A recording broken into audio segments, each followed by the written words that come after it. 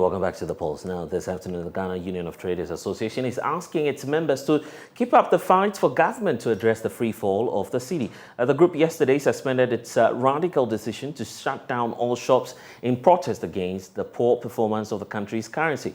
After extensive consultations with the Council of State and other stakeholders, the group has decided to give government up to a month to address the concerns. Well, here's the president of GUTA announcing the decision, Dr. Joseph Openg, yesterday.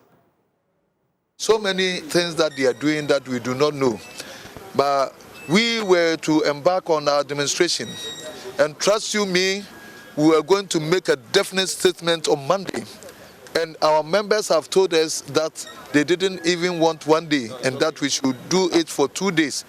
Thereafter, the regions were calling for 1 week, and that we were going to follow it up the following week with a closure.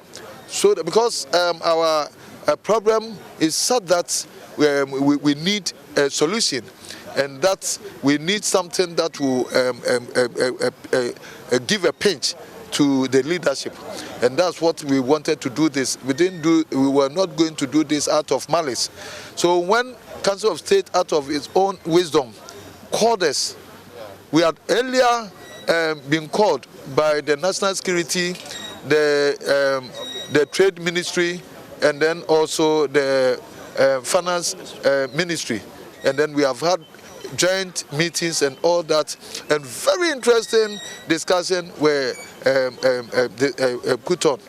And especially here too, we have been able to engage with the good counsel coming from our Council of State, and that we have now toned down on our demands, and then like the advice that they have given, Nana has given us with his council, we are going to stop the close down on Monday, and then the committee that have been set by the eminent body will take effect from Monday, and that from that time we are going to work till a month, where we are expecting that within that time, those issues, because we have 10 items that we presented, and those items, there are some that can be done immediately, and there are some that it will take a little bit time, and that's why we're giving the month.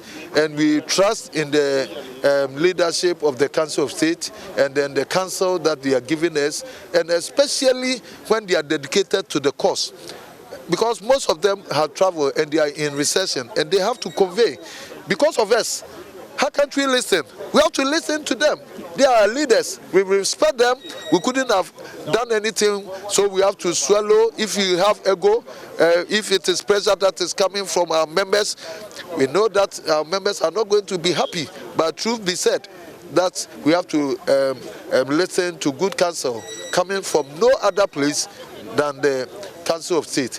So indeed, we have put a stop to this intended action on Monday, and then we are waiting, of course, with the program outline laid before us.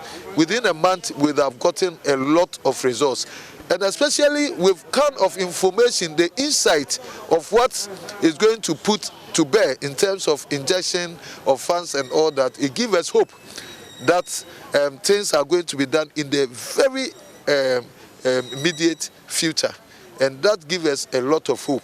And so we are expecting that within a few days we are going to see actions done, and we trust in the leadership of Nana. Well, GUTA, in a statement, is asking its members to fly red flags in front of their shops, regardless of their decision to suspend the strike. So let's bring you that breakdown on your screens right now and give you excerpts of what it is that GUTA has been raising in terms of its concerns. GUTA, we'll get that statement for you shortly, but Joseph Pardy's spokesperson for the Ghana Union of Traders joins us via Zoom now. Good afternoon to you, sir. Thank you for your time. So you're saying that in spite of the breakthrough that you have and in spite of the engagement ongoing, you are asking your members to fly red flags. Why? Yes.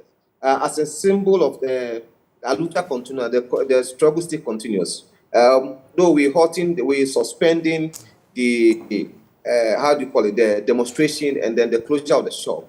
But we are saying that we've not really got any headway. We've given government ultimatum 1 month. So until that 1 month, we are saying we still fly the red flag to signify the challenge and the difficulty that business community are facing. So that's why we are saying, though we suspended the closure of the shop, but with the flags, the red flag should still be hanging to let people and government, the public know that still the situation we find ourselves, the dollar appreciation against the cedi has not still stopped.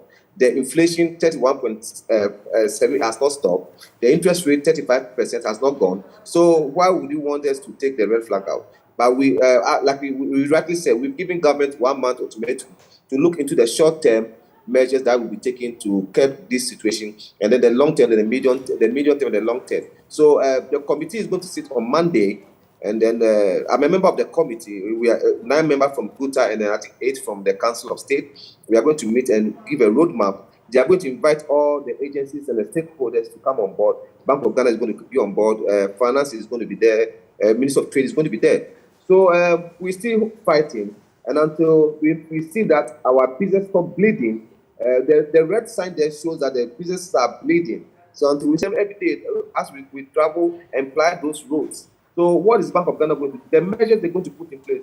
And then we also putting up, the Council of State has given us an option, a proposal that we should also come up with a write-up. What are some of the solutions? So we are not only talking about the challenges, we're also coming out with some solutions. So, and the committee, as I'm talking to you now, we're in the office putting those write-ups together. So we believe that 1 month is enough room for government to come on board and then change the situation. Otherwise, because our fear, any fault of yours, but as a result of the depreciation of the cedi against the dollar.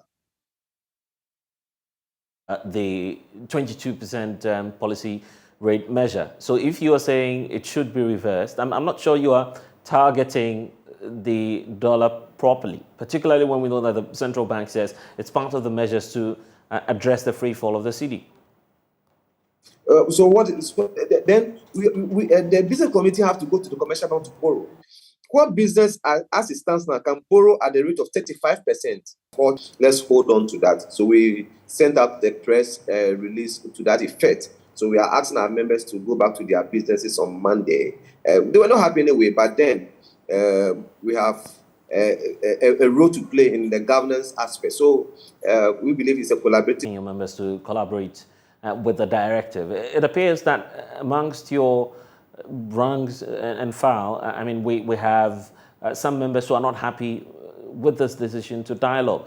Is it that you have fears that they may close down their shops on Monday?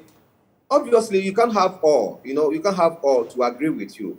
But if a certain percentage of members agree with you, to be sincere with you, as I said, personally, at times we go for executive meeting. It's not all the decision that is taken that I agree with, but once the majority say that's the direction we are going, we all need to go to that direction. To be sincere with you, some of our members, when they heard that we're suspending the action we wanted to take and back on, because the regions were waiting for us. So when they heard that we were suspending it for a while, they were not satisfied, they were not happy, they were not enthused about our decision. But what can we do? We told them it's a matter of time. They should give us time. They should trust leadership that we are for them, we are for their business. Our interest and is to seek their welfare. So they should hold on to whatever decision we have taken, and we did it in good faith and in their interest. So some were not happy, like you rightly said, but like I said earlier on, not all will be happy by the decision we've taken. But we believe that it was in the interest of the association and the interest of Ghana as a whole, and in the interest of a business community, because